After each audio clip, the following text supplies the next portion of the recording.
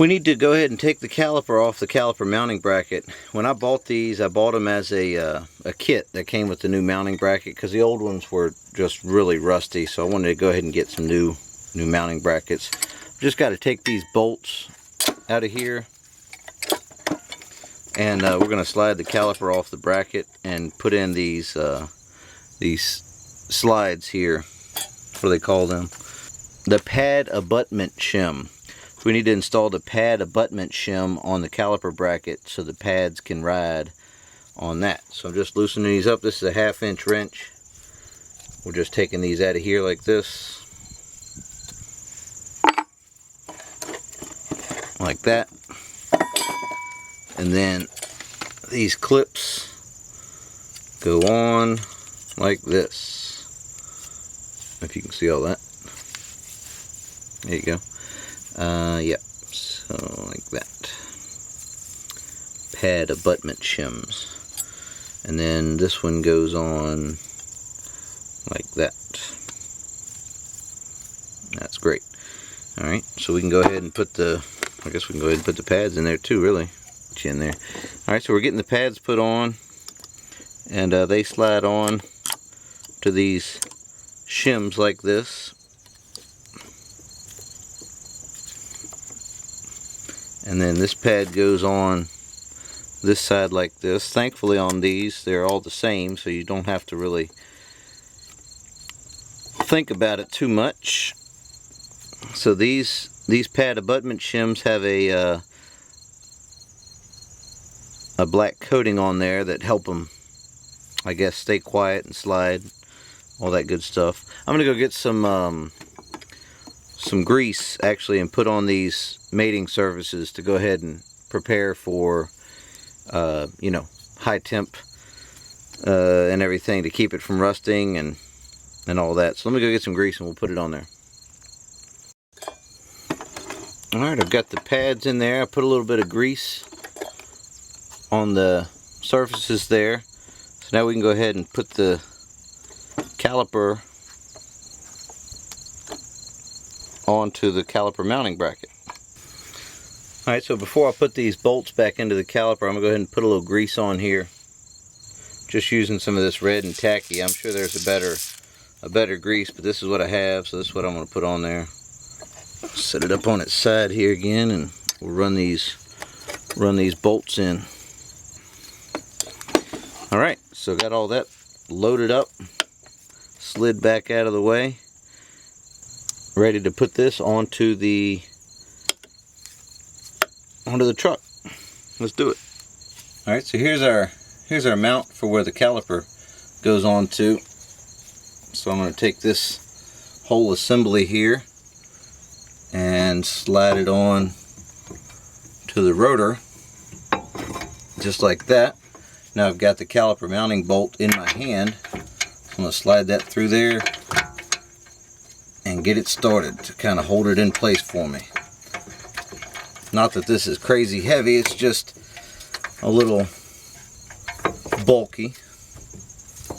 There, that's started. So here's our other mounting bolt. We'll put this down here. Now we can go ahead and tighten these up. Looks like this is a 13/16, which I guess we could use the impact on.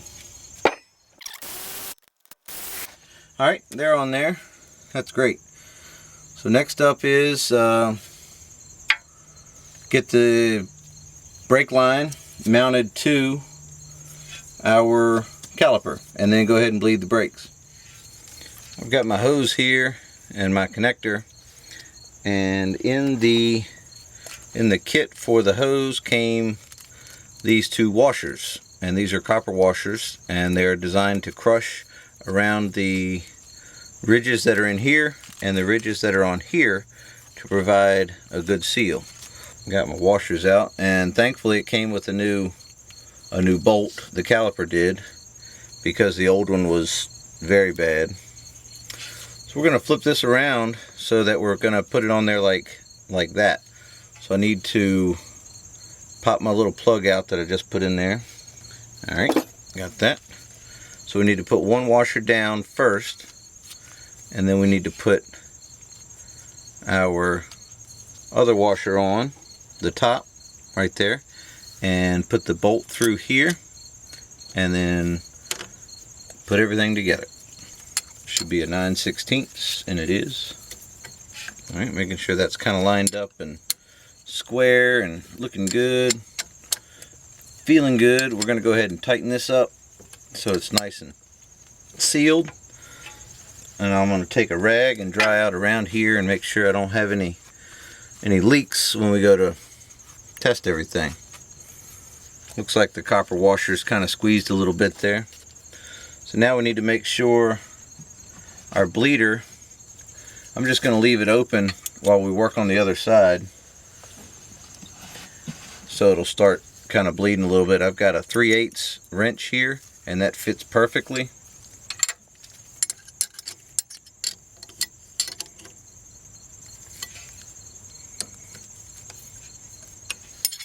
I'm going to keep an eye on this bleeder. There it goes. So it's probably full of air, but I'm going to do a brake bleed on this here in just a few minutes. And it looks like that's looking good. So here are the parts I used for this job on the truck. Here's the brake rotor. Obviously you'll need 2 of those. And here are the brake pads that I used.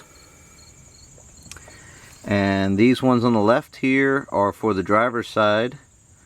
There's those part numbers. And then these 2 here on the right are on the passenger side. And I have not put those on yet, but we will be soon. So I just wanted to show you real quick. That's what I used. And they seem like they're working well.